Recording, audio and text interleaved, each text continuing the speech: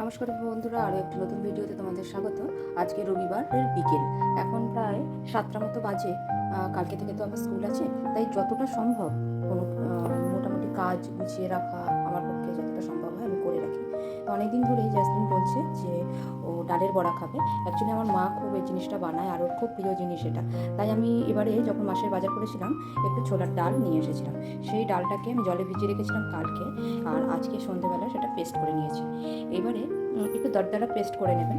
তারপরে এতে হলুদ গুঁড়ো, আদা রসুন বাটা, পেঁয়াজ কুচি, ধনেপাতা কুচি, কাঁচা লঙ্কা কুচি, ঝাল আপনার প্রয়োজন মতো দেবেন, না দিলেও অসুবিধা নেই, নুন, স্বাদ মতো নুন। আর এই বড়াটাকে বাইন্ড করার জন্য আমার কাছে বেসনটা শেষ হয়ে গেছে, তাই আমি একটু ময়দা দিয়ে নিয়েছি। নিয়ে জিনিসটাকে ভালো করে মিক্স করে এটা আপনি রেখে দিতে পারেন। প্রয়োজন মতো যখনই ইচ্ছা হবে ডালের সাথে হোক বা শুধু ভাতে নুন দিয়ে মেখে, আমার মেয়ে খুব পছন্দ করে, 3-4টে ডালের বড়া ভেজে দিলেই খাওয়া শেষ। তাহলে তোমরাও রেসিপিটা ট্রাই করো আর আমাকে বলো কেমন লাগলো।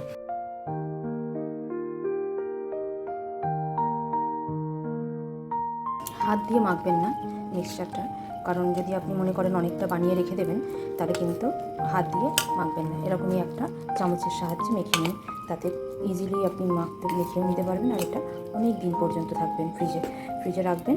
আর যখন ইচ্ছে তখন বাড়িতে অতিথি আসুক বা বিকেলে চায়ের সাথে, কিংবা কিছু নেই ডাল ভাতের সাথে, কিংবা বাচ্চাদের মনোরঞ্জনের জন্য জাস্ট 2-4টে ভেজে দিন না, দেখবেন আপনার জনপ্রিয়তা বেড়ে গেছে। টাটা।